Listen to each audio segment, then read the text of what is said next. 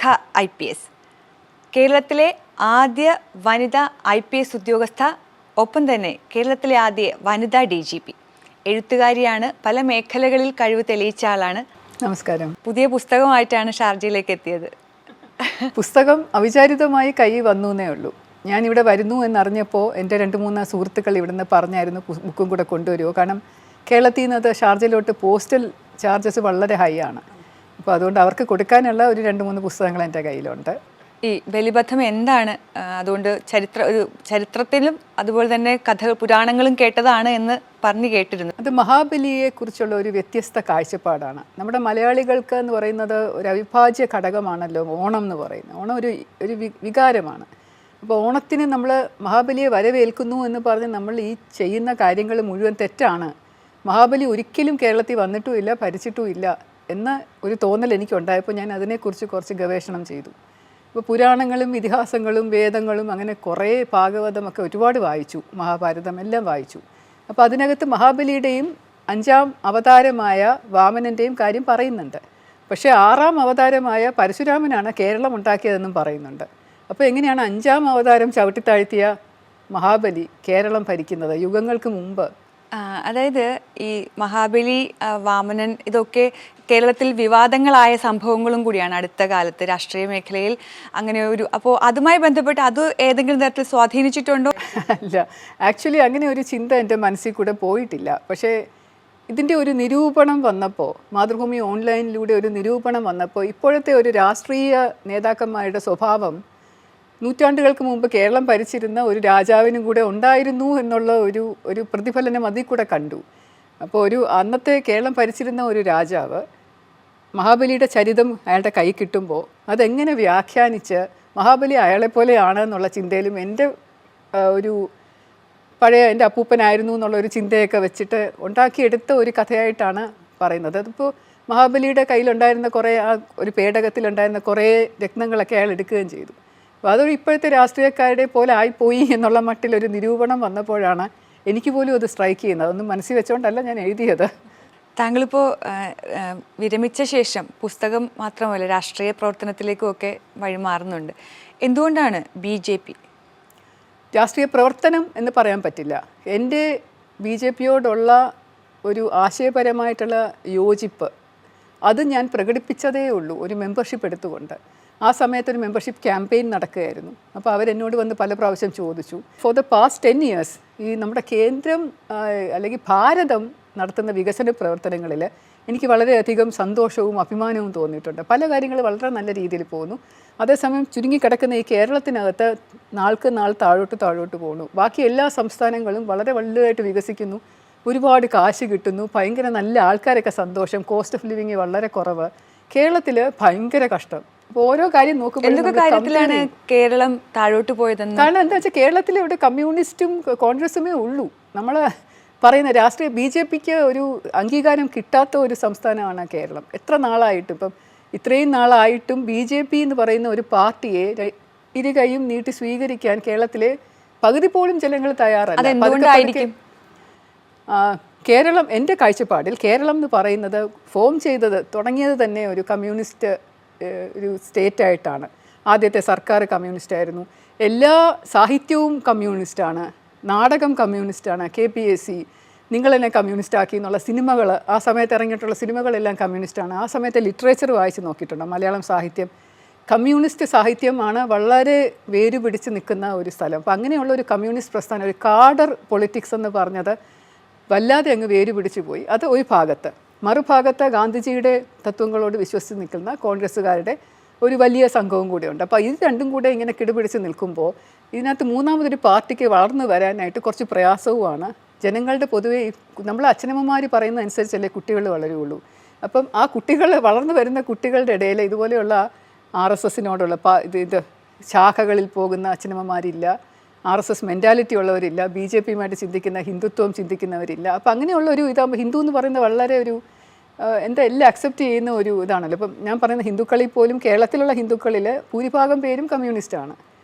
അപ്പോൾ അങ്ങനെ നോക്കുമ്പോൾ BJPക്ക് അവിടെ വേര് പിടിക്കാൻ പറ്റിയിട്ടില്ല. അപ്പോൾ അതുകൊണ്ട് ഇങ്ങനെ ഒരു ചാൻസ് ഉണ്ട് എന്ന് എനിക്ക് പറയണം, പ്രത്യേകിച്ച് സ്ത്രീകളുടെ ഇടയിൽ. അപ്പോൾ അതായത് വിദ്യാഭ്യാസപരമായി ഏറ്റവും മുന്നിൽ നിൽക്കുന്ന ഒരു സംസ്ഥാനമാണ് ഇതിപ്പോൾ.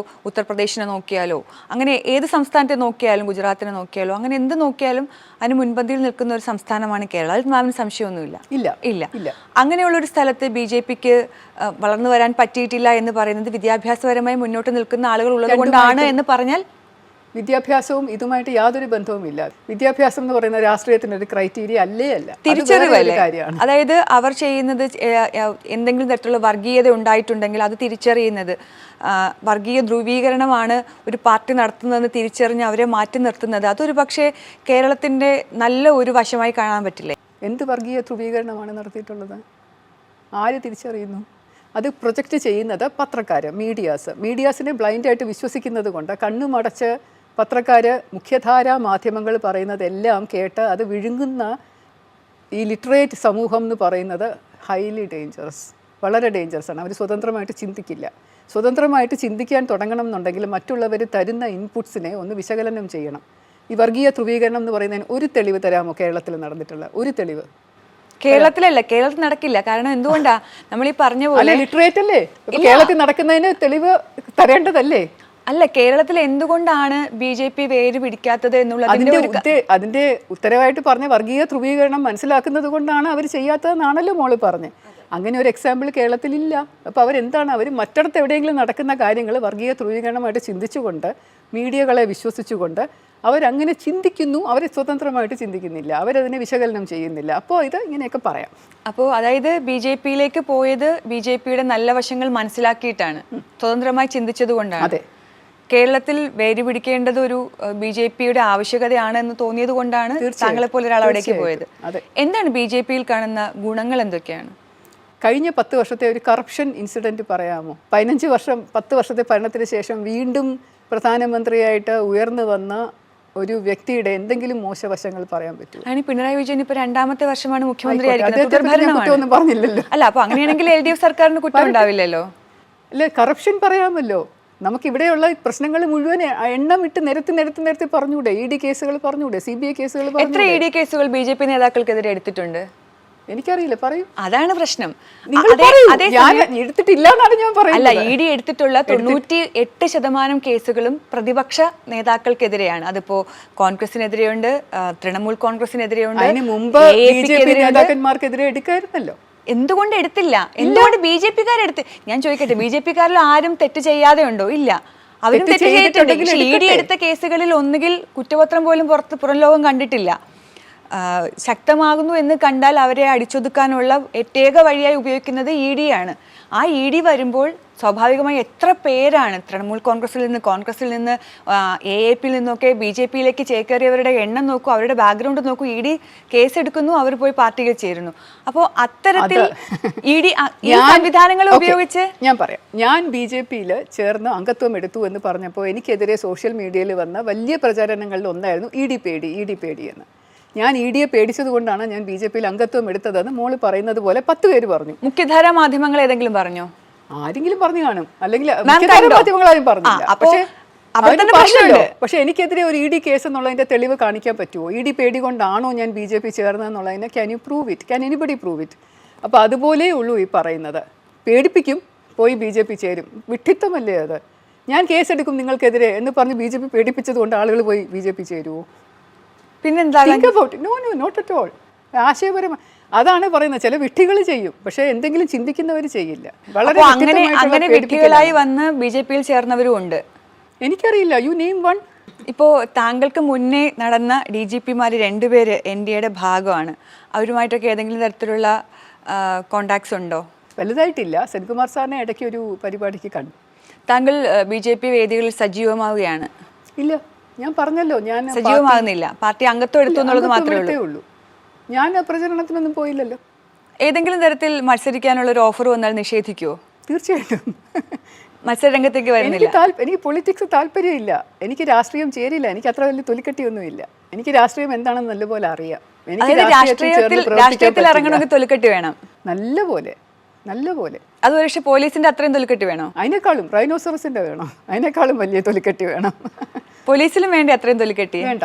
വേണ്ട. പോലീസിൽ വേണ്ടത് മൃദുഭാവയെ ദൃഢകൃത്യയെ മൃദുത്വം, നമ്മുടെ ആർദ്രഭാവങ്ങളാണ് പോലീസിൽ കൂടുതൽ വേണ്ടത്. പക്ഷെ ആ ആർദ്രത ഇപ്പൊ കാണുന്നില്ലല്ലോ. എനിക്ക് ഒട്ടുമേ ഇല്ലായിരുന്നു. അതെനിക്ക് നല്ലൊരു അസറ്റുമായിരുന്നു. ഞാൻ ഈ കഷ്ടപ്പെടുന്ന ജനങ്ങളോടൊപ്പം കരയുന്ന ആളാണ്. ഒരു പ്രശ്നം കേൾക്കുന്ന സ്ത്രീ വന്ന് എൻ്റെ അടുത്ത് കരഞ്ഞാൽ ഞാനും കൂടെ കരയും. ഒരു ചതഞ്ഞിരുന്ന മൃതദേഹം കണ്ടാൽ എനിക്ക് ഉറങ്ങാൻ പറ്റില്ല.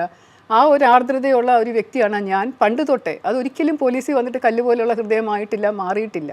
അതൊരു തെറ്റാണ് എന്ന് ഇതുവരെ ആരും എന്നോട് പറഞ്ഞിട്ടുമില്ല. കല്ലുപോലുള്ള ഹൃദയം വേണം, കഠോര ഹൃദയരാവണം, ക്രൂരമായ ഭാഷ സംസാരിക്കണം, എല്ലാവരെയും തെറി വിളിക്കണം എന്ന് ആരും എന്നോടും പറഞ്ഞില്ല, ചെയ്തിട്ടുമില്ല. പക്ഷേ still I think that I was A very good police officer. ഒരു പക്ഷേ കേരളത്തിൽ നിന്ന് കേന്ദ്ര സർവീസിലേക്ക് പോകാൻ പറ്റുമായിരുന്നുവെങ്കിൽ ഇതിനെക്കാട്ടി മികച്ച പൊസിഷനിലേക്ക് വരുമായിരുന്നു എന്ന് കരുതുന്നുണ്ടോ? ഞാൻ പോയിട്ടുണ്ടല്ലോ. ഞാൻ സി ബി ഐയിൽ 4 വർഷം ജോലി ചെയ്തിട്ടുണ്ട്. അവിടെ നല്ലൊരു പ്രവർത്തനമായിരുന്നു. എനിക്ക് സി ബി ഐയിൽ 4ാമത്തെ വർഷം ഡൽഹിയിലാണ് പോസ്റ്റ് ചെയ്തത്.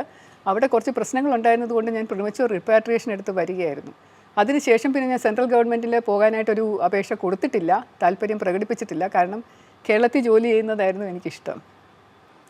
ഇനി ഏതെങ്കിലും ഘട്ടത്തിൽ ഇപ്പോൾ നിൽക്കുന്ന പാർട്ടിയിൽ നിന്ന് ഏതെങ്കിലും തരത്തിലൊരു പൊസിഷൻ, ഇപ്പോൾ മത്സരരംഗത്തേക്ക് ഇറങ്ങണം എന്നില്ലല്ലോ, മറ്റെന്തെങ്കിലും തരത്തിലുള്ള പൊസിഷൻ കിട്ടിയാൽ സ്വീകരിക്കുമോ? തൽക്കാലം ഞാൻ അതിനെക്കുറിച്ച് ചിന്തിച്ചിട്ടില്ല. ഞാനിപ്പോൾ എൻ്റെ സ്പേസിൽ ഹാപ്പിയാണ്. ഞാൻ എൻ്റെ യൂട്യൂബ് ചാനലും എഴുത്തും എൻ്റെ വ്യക്തിപരമായിട്ടുള്ള കാര്യങ്ങളിലും ഉള്ളൊരു പീസ്ഫുള്ളായിട്ട് സമാധാനമായിട്ട് ജീവിതം നയിച്ചുകൊണ്ടിരിക്കുകയാണ്. അപ്പോൾ എനിക്ക് അങ്ങനെ തന്നെ തുടരണം എന്നാണ് ആഗ്രഹം. എനിക്ക് ഡൽഹിയിൽ പോയി വേറെ എവിടെയെങ്കിലും പോയി ജോലി ചെയ്യണമെന്ന് താല്പര്യമേ ഇല്ല. പക്ഷേ അഭിപ്രായം ഇരുമ്പോലൊക്കെ അല്ല, അറിയാമല്ലോ. അപ്പോൾ ആ സമയത്ത് എന്തായിരിക്കും മനസ്സിൽ കൂടെ പോകുന്നത്? ഞാൻ പറഞ്ഞല്ലോ, പാർട്ടിയിൽ ചേരുക വേണ്ട, ഒന്നും വേണ്ട, മെമ്പർഷിപ്പ് വേണ്ട എന്ന് വിചാരിച്ചിട്ട് ഒരു നിമിഷം എനിക്ക് യെസ് പറയണം എന്ന് തോന്നിയത് കൊണ്ട് പറഞ്ഞിട്ടാണ് ഞാൻ മെമ്പർഷിപ്പ് എടുത്തത്. പക്ഷെ അതുപോലെ മാറാം. വെറുതെ എടുക്കുക എന്ന് പറഞ്ഞാൽ അതും വെറുതെ താങ്കളെ പോലെ മെസ്സേജ് കൊടുക്കാൻ, ഒരു സന്ദേശം കേരളത്തിലെ സമൂഹത്തിന് കൊടുക്കാൻ. ആ സന്ദേശം എന്താണ് ഉദ്ദേശിക്കുന്നത്? അതായത് ഇത് ഐത്തമുള്ള ഒരു പാർട്ടിയല്ല ബി ജെ പി എന്ന് പറഞ്ഞാൽ മാറ്റി നിർത്തപ്പെടേണ്ട പാർട്ടിയല്ല. അതൊരു നല്ല പാർട്ടിയാണ്. അതിനകത്തോട്ട് എന്നെപ്പോലെ ചിന്തിക്കുന്ന ആൾക്കാർക്ക് വരാനുള്ള ഒരു വേദി ഉണ്ടാക്കാൻ പറ്റുമെങ്കിൽ അത് ചെയ്യാനായിട്ട്. ഇതിനു മുൻപ് മാം കോൺഗ്രസിലോ CPM-ലോ മറ്റേതെങ്കിലും പാർട്ടികളിലോ പ്രവർത്തിച്ചിട്ടില്ല. അപ്പോൾ പിന്നെ അവരുടെ ആശയങ്ങൾ എങ്ങനെ അറിയാൻ പറ്റും? അവരുടെ കൂടെ ഞാൻ ജോലി ചെയ്തിട്ടുള്ളത് കൊണ്ട്. അതുകൊണ്ട് ഒരു പാർട്ടിയുടെ ആശയങ്ങൾ അറിയാൻ പറ്റുമോ? പിന്നെ ഒരു പോലീസ് ഓഫീസറായിട്ട് ഇരിക്കുമ്പോൾ പാർട്ടികളെക്കുറിച്ച് നമുക്ക് നല്ലതുപോലെ അറിയാൻ പറ്റും. എനിക്ക് അവരുമായിട്ട് ബന്ധമില്ലെങ്കിൽ പോലും അവർ പ്രവർത്തിക്കുന്ന രീതി നമ്മൾ കണ്ടുകൊണ്ടിരിക്കുകയല്ലേ. അതുകൊണ്ടാണ് BJP-യിലേക്ക് അവരുടെ ആശയങ്ങൾ ഒറ്റക്കെട്ടാണ്. രണ്ടുപേരും ഒന്ന് തന്നെയാണ്. ഇതൊരു എന്താണ് ചക്കളത്തി പോരാട്ടം എന്ന് പറയുന്നത്. ജനങ്ങളുടെ മുന്നിൽ പൊടി വാരി എറിയാൻ ഉള്ള പ്രക്രിയയാണ് കേരളത്തിൽ കഴിഞ്ഞ എൻ്റെ അനുഭവത്തിൽ 50-60 വർഷമായിട്ട് നടക്കുന്നത്. അതായത് ആ പാർട്ടിയിൽ പ്രവർത്തിച്ചിട്ടില്ലെങ്കിലും ആ സർക്കാരുകൾക്ക് പോയി ഇരുന്നിട്ടുള്ളതാണ് എത്രയോ പ്രാവശ്യം. അവിടെ നടക്കുന്ന ഈ ബഹളങ്ങളും. അവിടെ ഒരു BJP MLA ഉണ്ടായിരുന്നു നിയമസഭയിൽ, മിണ്ടിയിട്ടില്ല കാര്യമായിട്ട്. അതും ഒന്നും ആർക്കും ജനങ്ങൾക്ക് ഉപകാരപ്പെട്ടിട്ടില്ല. അങ്ങനെയാണോ? ഉപകാരപ്പെടുത്തൂല. അതുകൊണ്ടാണ് ഒരു ജയിച്ചു വന്ന മാൻഡേറ്റ് ജനങ്ങളുടെ പിന്തുണയോടുകൂടി അദ്ദേഹം ജയിച്ചു വന്നു. പക്ഷേ അതിനുശേഷം അദ്ദേഹത്തിനെ അസംബ്ലിയിൽ എണീറ്റ് നിൽക്കുമ്പോൾ തന്നെ ഭയങ്കര ശബ്ദമാണ് ചുറ്റും. അപ്പോൾ അദ്ദേഹം വല്ലതുമൊക്കെ 2-3 വാക്ക് പറഞ്ഞിട്ട് ഹി യൂസ് ടു ഗെറ്റ് അങ്ങോട്ടും ഇങ്ങോട്ടും നോക്കിയിട്ട് ഇറങ്ങി പോവുമായിരുന്നു. ഇപ്പോൾ ഒരു MP ഉണ്ട്. 2 കേന്ദ്രമന്ത്രിമാരുണ്ട് കേരളത്തിൽ നിന്ന്. ആ MP-യുടെ പ്രവർത്തനത്തെ എങ്ങനെ വിലയിരുത്തുന്നു ഈ തുടക്കത്തിൽ? മന്ത്രിയുടെ പ്രവർത്തനമാണോ? കേന്ദ്രമന്ത്രി സുരേഷ് ഗോപിയുടെ പ്രവർത്തനത്തെ എങ്ങനെ വിലയിരുത്തുന്നു? തുടങ്ങിയതല്ലേ ഉള്ളൂ. ഫസ്റ്റ് ഇംപ്രഷൻ എന്നുള്ളതല്ലേ? അല്ല, ഒരു പാർട്ടി മെമ്പറാണ്. മാത്രവുമല്ല അദ്ദേഹം കേന്ദ്രമന്ത്രി ആയതിനു ശേഷമാണ് ഞാൻ പാർട്ടി മെമ്പർഷിപ്പ് എടുത്തത്. ഇതൊക്കെ സമ്മതിച്ചാലും, ഈ പറഞ്ഞ സമയമായിട്ടില്ല എന്നുള്ളതൊക്കെ സമ്മതിച്ചാലും, ഇപ്പോൾ പൂരവുമായി ബന്ധപ്പെട്ട വിഷയത്തിൽ അദ്ദേഹം ആദ്യം പറഞ്ഞു ഞാൻ ആംബുലൻസിൽ കയറിയിട്ടേ ഇല്ല, നിങ്ങൾ കണ്ടത് സ്വപ്നമാണെന്ന് പറയുന്നു. അത് കഴിഞ്ഞ് അദ്ദേഹം വരുന്ന ദൃശ്യങ്ങൾ കാണിക്കുമ്പോൾ അദ്ദേഹം നിലപാട് മാറ്റുന്നു. ഇതൊക്കെ ഒരു മാം പറഞ്ഞ പോലെ ആണെങ്കിൽ ജനങ്ങൾക്ക് വേണ്ടി പ്രവർത്തിക്കുന്ന, ചിന്തിക്കുന്ന, വിദ്യാഭ്യാസമുള്ള, വിവേകമുള്ള ആൾക്കാർക്ക് കടന്നു വരാൻ പറ്റുന്ന ഒരു പാർട്ടിയാണ് BJP എങ്കിൽ ഇദ്ദേഹത്തെ പോലെ ഒരാൾ അവിടെ ഒരു അസറ്റാണോ? അദ്ദേഹത്തിനെ എല്ലാവരും ജനങ്ങൾ തിരഞ്ഞെടുത്തത് അതിന് ശേഷമല്ലേ? എല്ലാവരും വോട്ട് ചെയ്ത് അദ്ദേഹത്തെ MP ആക്കിയത് ഈ ആംബുലൻസ് സംഭവത്തിന് ശേഷമല്ലേ? അതിനുശേഷം അദ്ദേഹം പറഞ്ഞത് അദ്ദേഹം പറയട്ടെ എന്ന് അദ്ദേഹത്തോട് ചോദിക്കൂ. അതിന് അല്ല, ആ പാർട്ടിയിൽ നിൽക്കുന്ന ഒരാളെന്നുള്ള നിലയ്ക്ക്, അതായത് പാർട്ടിയിൽ സജീവമല്ലായിരിക്കാം എങ്കിലും താങ്കളെ പോലെ ഒരു വലിയ Suresh Gopi as A person, as an actor, എനിക്ക് അറിയാവുന്നിടത്തോളം ആസ് എ പൊളിറ്റീഷ്യൻ എനിക്ക് സുരേഷ് ഗോപിയെ ഇഷ്ടമാണ്. ചിലരോട് നമുക്ക് ഇഷ്ടം തോന്നും, ചിലരോട് ഇഷ്ടം തോന്നില്ല. അതുകൊണ്ട് ഞാൻ എപ്പോഴും നല്ലതേ പറയും. എന്നെ എങ്ങനെ കുത്തിത്തിരികെ ചോദിച്ചാലും, എത്രമാത്രം എന്നെ അജിറ്റേറ്റ് ചെയ്യാൻ ശ്രമിച്ചാലും, I will only say good things about him. എനിക്ക് സുരേഷ് ഗോപിയെ ഇഷ്ടമാണ്. ഇനിയിപ്പോൾ ഉദ്യോഗസ്ഥ ജീവിതത്തിലേക്ക് വന്നു കഴിഞ്ഞാൽ ഈ രണ്ട് വിശേഷണങ്ങളുണ്ട്. ആദ്യത്തെ വനിതാ IPS ഉദ്യോഗസ്ഥ, DGP, രണ്ട് ആദ്യം എന്നുള്ളൊരിതുണ്ട്. അതേ കണക്കിനുള്ള പരിഗണന സർവീസിൽ സർക്കാരിൽ ലഭിച്ചിട്ടുണ്ടോ? സർക്കാരിൽ നിന്ന് എനിക്ക് ഒരു പരിഗണനയും ഇതുവരെ കിട്ടിയിട്ടുമില്ല, ഞാൻ ചോദിച്ചിട്ടുമില്ല. പക്ഷേ എനിക്ക് സമൂഹത്തിൽ നിന്ന്, ജനങ്ങളിൽ നിന്ന് നല്ല ഒരു പരിഗണന കിട്ടിയിട്ടുണ്ട്. എന്നെ ആക്ച്വലി ഇതുപോലെ ആദ്യത്തെ വനിതാ IPS ഉദ്യോഗസ്ഥ എന്ന് പറഞ്ഞ് പൊക്കിക്കൊണ്ട് വന്നത് മാധ്യമങ്ങളാണ്. അപ്പോൾ ആ മാധ്യമങ്ങളോട് എനിക്ക് വലിയ നന്ദിയുണ്ട്. അതുകൊണ്ടാണ് ജനങ്ങൾ എനിക്ക് സ്വീകാര്യത തന്നതും അവരെന്നെ ഇരു കൈയും നീട്ടി സ്വീകരിച്ചതും. പക്ഷേ നിർഭാഗ്യവശാൽ എൻ്റെ ഡിപ്പാർട്ട്മെൻറ്റ് എന്നെ ഒരിക്കലും ആ ഒരു രീതിയിൽ പരിഗണിച്ചിട്ടില്ല. അതിപ്പോൾ രണ്ട് UDF സർക്കാർ ഇരിക്കുമ്പോഴും LDF സർക്കാർ ഇരിക്കുമ്പോഴും താങ്കൾ സർവീസിലുള്ള ആളാണ്. രണ്ടിടത്തുനിന്നും ഇതേപോലെയുള്ള അനുഭവങ്ങളായിരുന്നു? ഞാൻ പാർട്ടി നോക്കിയല്ല സർക്കാരിനെ ജോലി ചെയ്യുമ്പോൾ നമ്മൾ ഇന്ന LDFൻ്റെ ആണോ UDFൻ്റെ ആണോ എന്ന് നോക്കിയിട്ട് ഒരിക്കലും ഞാൻ ജോലി ചെയ്തിട്ടില്ല. എത്തപ്പെടാതെ പോയ എന്തെങ്കിലും പദവി അല്ലെങ്കിൽ എത്തപ്പെടാതെ പോയത് അങ്ങനെ എന്തെങ്കിലും മനസ്സിൽ? തീർച്ചയായിട്ടും ഉണ്ട്. Director general of police law and order. ഞാനൊരു DGP റാങ്കിലുള്ള ഓഫീസർ ആയെങ്കിലും എനിക്ക് എലിജിബിലിറ്റി ഉണ്ടായിരുന്നെങ്കിലും എന്നെ DGP, ആദ്യത്തെ വനിതാ DGP Kerala law and order എന്ന് പറയുമ്പോൾ അതാണല്ലോ പോലീസിൻ്റെ ജോലി എന്ന് പറയുന്ന. യൂണിഫോം ഇട്ടുകൊണ്ട് ക്രമസമാധാനം നോക്കുക, കുറ്റകൃത്യം അന്വേഷിക്കുക, യൂണിഫോം ഒരു ഡിസിപ്ലിൻ ഉണ്ടാക്കിയെടുക്കുക, നല്ലതായിട്ട് ചുറ്റുപാട് പോലീസ് ഡിപ്പാർട്ട്മെൻറ്റ് കൊണ്ടുപോവുക എന്നുള്ളതിൻ്റെ തലപ്പത്തിരിക്കുന്ന 1.5 ലക്ഷം പോലീസ് ഓഫീസേഴ്സിൻ്റെ മുകളിലിരിക്കുന്ന DGP എന്നുള്ളൊരു സ്ഥാനം ഞാൻ ഒരുപാട് ആഗ്രഹിച്ചതാണ്, ഒരുപാട് മോഹിച്ചതാണ്.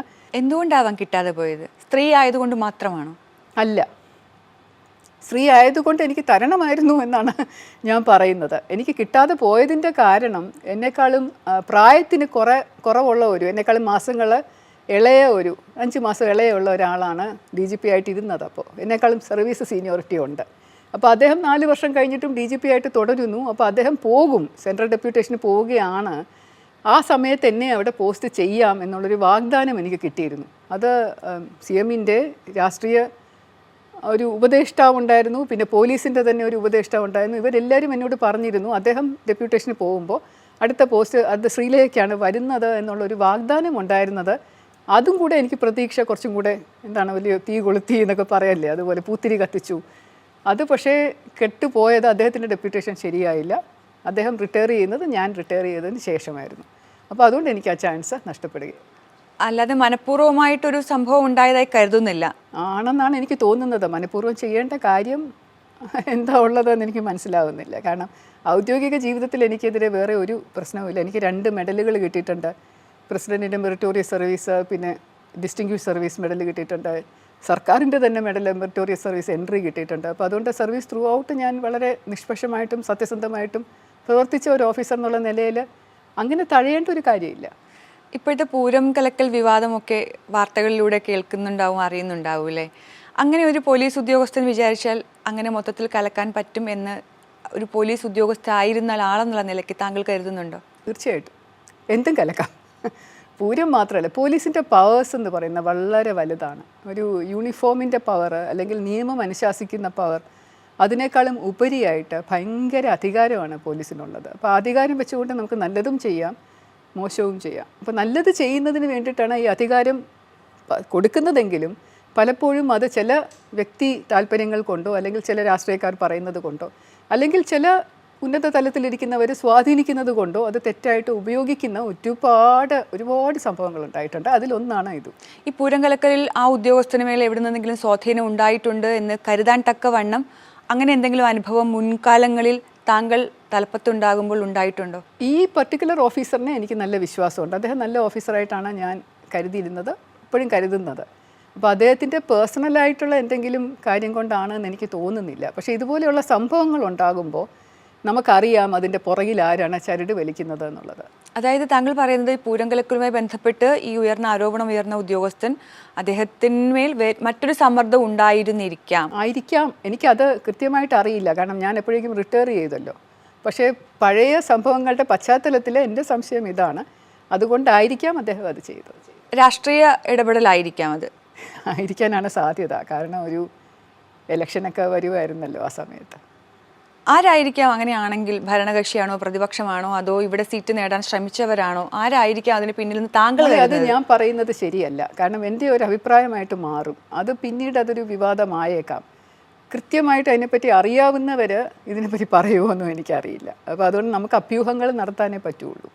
ഞാൻ പറഞ്ഞില്ലേ, അവിടെ ഒരു ഇലക്ഷൻ നടക്കുന്നുണ്ടായിരുന്നു, അതൊരു കുറച്ച് വലിയ കോമ്പറ്റീഷൻ ആയിരുന്നു, ജയിച്ചു വന്നത് ആരാണെന്നൊക്കെ അറിയാമല്ലോ. അപ്പോൾ അതുകൊണ്ട് അതിൻ്റെയൊക്കെ പശ്ചാത്തലത്തിൽ നടന്ന ഒരു സംഭവമായിരിക്കാനായിരിക്കും സാധ്യത. പോലീസിനെ നിയന്ത്രിക്കുന്നത് പോലീസ് തലപ്പത്തുള്ള ആളുകളല്ല, രാഷ്ട്രീയക്കാരാണെന്ന് പറഞ്ഞാൽ മാറ്റി പറയുമോ? പോലീസ് തലപ്പത്തിരിക്കുന്നവർക്ക്, അതായത് DGP ലോ ആൻഡ് ഓർഡറിന് നല്ല ഒരു പങ്ക് വഹിക്കാനുണ്ട് പോലീസിനെ നിയന്ത്രിക്കാൻ. കാരണം പോലീസിന് ഡയറക്റ്റായിട്ട് കോൺടാക്റ്റ് ഉള്ളത് DGP ആണല്ലോ, ഹെഡ് ഓഫ് ദി ഡിപ്പാർട്ട്മെന്റ് എന്ന്. DGPയെ നിയന്ത്രിക്കുന്നത് ആരാണോ അതനുസരിച്ച് താഴോട്ടും റിഫ്ലക്റ്റ് ചെയ്യും. ഭരണരംഗത്ത് ഉള്ളവർ, പ്രത്യേകിച്ച് രാഷ്ട്രീയ രംഗത്തുള്ളവർ പോലീസിനെ അങ്ങ് വല്ലാതെ നിയന്ത്രിക്കുന്ന കാഴ്ചപ്പാടാണോ? അതങ്ങനെയാണല്ലോ, പണ്ട് തൊട്ടേ അങ്ങനെയാണ്. ഒരു രാഷ്ട്രീയ മേൽക്കോയ്മ പോലീസിൻ്റെ മുകളിൽ ഉണ്ട്, ഒരു സൂപ്പറിൻറ്റൻഡൻസ് എന്ന് പറയും. ഇപ്പം പക്ഷെ അത് കൂടുതലായിട്ട് തോന്നുന്നുണ്ടോ? ഓരോ അവസരങ്ങളിൽ കൂടിയും കുറഞ്ഞു ഇരിക്കും. അത് ഡിപ്പെൻഡിങ് ഉണ്ട് CMൻ്റെ പേഴ്സണാലിറ്റി എങ്ങനെയാണ്, CMൻ്റെ സ്വഭാവം എങ്ങനെയാണ്, അതനുസരിച്ചാണ്. CMന് ഇപ്പോൾ സകല കൺട്രോളും വേണം എന്നുണ്ടെങ്കിൽ ആയിരിക്കും. ചിലപ്പം ഒരു ആഭ്യന്തരമന്ത്രി CMൻ്റെ താഴെ ഉണ്ടെന്നുണ്ടെങ്കിൽ അത് കുറച്ച് കുറയും, കാരണം CM മുകളിലുണ്ടല്ലോ. അപ്പോൾ ആഭ്യന്തരമന്ത്രിയാണെന്നുണ്ടെങ്കിൽ ആ കൺട്രോൾ കുറച്ചും കൂടെ കുറയും. CM വളരെ നല്ല ഒരു വ്യക്തിയാണെന്നുണ്ടെങ്കിൽ അത് കുറച്ചും കൂടെ റിലാക്സ് ചെയ്യും. പോലീസിനെ രാഷ്ട്രീയവൽക്കരിക്കുന്നത് ശരിയാണോ? ഒട്ടുമല്ല. പോലീസ് ന്യൂട്രലായിട്ട് പെരുമാറേണ്ടതാണ്. നമ്മളുടെ പാസിംഗ് ഔട്ട് പരേഡിൽ ഒരു ശപഥം വരെ എടുക്കുന്നുണ്ട്, രാഷ്ട്രീയത്തിന് അതീതമായി പ്രവർത്തിക്കുമെന്നുള്ളതും. അങ്ങനെ ശപഥം എടുത്തിട്ടുള്ള ഒരു IPS ഓഫീസറാണ് ഞാനും, ബാക്കി എല്ലാവരും അതുപോലെ ശപഥം എടുത്തിട്ടുള്ളവരാണ് പോലീസ് ഡിപ്പാർട്ട്മെൻറ്റിൽ മൊത്തം ജോലി ചെയ്യുന്നത്. പക്ഷേ കേരളത്തിൽ മാത്രമാണ് ഒരു അസോസിയേഷൻ എന്ന് പറഞ്ഞ സംഘടന പോലീസുകാർക്കുള്ളത്. പോലീസ് അസോസിയേഷൻ മറ്റൊരു സംസ്ഥാനത്തും ഇല്ല. അപ്പോൾ അത് അംഗീകരിച്ച് കൊടുക്കുന്ന സർക്കാരിൻ്റെ ചിന്തകൾ തന്നെ എന്താണ്, പോലീസിലും കൂടെ ഇരിക്കട്ടെ ഈ രാഷ്ട്രീയം. അത് മാറി മാറി വരും. ഈ അസോസിയേഷൻ്റെ തിരഞ്ഞെടുപ്പ് നടക്കുമ്പോൾ ഭരിക്കുന്ന ആളാരാണോ അവർക്ക് കൂറുള്ള ഒരു അസോസിയേഷൻ വരും. അങ്ങനെയാണ് സാധാരണയായിട്ട് എല്ലാവരും അവരെ വോട്ട് ചെയ്തെടുക്കും, അങ്ങനെയാണ് ചെയ്യുന്നത്. പോലീസിൽ ക്രിമിനൽവൽക്കരണം കൂടുന്നുണ്ടോ? പണ്ടൊക്കെ 1 2 ഒക്കെ കേട്ടിരുന്ന കഥകൾ ഇപ്പോൾ സ്ഥിരമാണ്. പോലീസിൽ അങ്ങനെ സംഭവിച്ചു, പോലീസ് ഇങ്ങനെ ചെയ്തു എന്നൊക്കെ പറയുന്നത്. അത്തരത്തിൽ പോലീസ് വലിയ സ്ട്രെസ്സിലോ അല്ലെങ്കിൽ അവർക്ക് എന്തും ചെയ്യും എന്നുള്ള മാനസികാവസ്ഥയിലേക്ക് പോലീസുകാർ മാറിയിട്ടുണ്ടോ? ഈ പോലീസ് ഓഫീസേഴ്സിനെ വളരെ കാര്യമായിട്ട് വീക്ഷിക്കുന്ന ഒരു സമൂഹമുണ്ട്, ഒരു രാഷ്ട്രീയ നേതൃത്വമുണ്ട്. അപ്പോൾ അവർ ഏതെങ്കിലും ഒരു ഉദ്യോഗസ്ഥന് എന്തെങ്കിലും ഒരു പ്രശ്നം ഉണ്ടായാൽ ആ പ്രശ്നം പെരുപ്പിച്ച് കാണിക്കുകയും അവരെ ഒരു രാഷ്ട്രീയക്കാരൻ്റെ അടിമയാക്കുകയും ചെയ്യും. അത് നമ്മൾ കണ്ടതാണല്ലോ, വയനാട് നടന്ന സംഭവത്തിലും അത് കണ്ടതാണ്.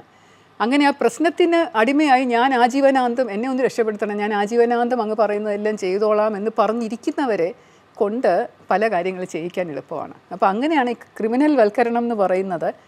അങ്ങനെയുള്ള പോലീസ് ഓഫീസേഴ്സിനെ ഉപയോഗിച്ചുകൊണ്ട് ചെയ്യുന്ന ചില പ്രവൃത്തികളാണെന്ന് എനിക്ക് പറയാൻ പറ്റും. അക്ഷരങ്ങളിലൂടെ, വാക്കുകളിലൂടെ, യൂട്യൂബിലൂടെ ഒക്കെ സജീവമാകട്ടെ. തിരിച്ചറിഞ്ഞ് എല്ലാം നല്ല ബോധത്തോടു കൂടി തിരിച്ചറിഞ്ഞ് എല്ലാ കാര്യങ്ങളും ചെയ്യാൻ കഴിയട്ടെ, നിലപാടുകളിൽ ഉറച്ചു നിൽക്കട്ടെ. അപ്പോൾ എല്ലാ ആശംസകളും. Thank you.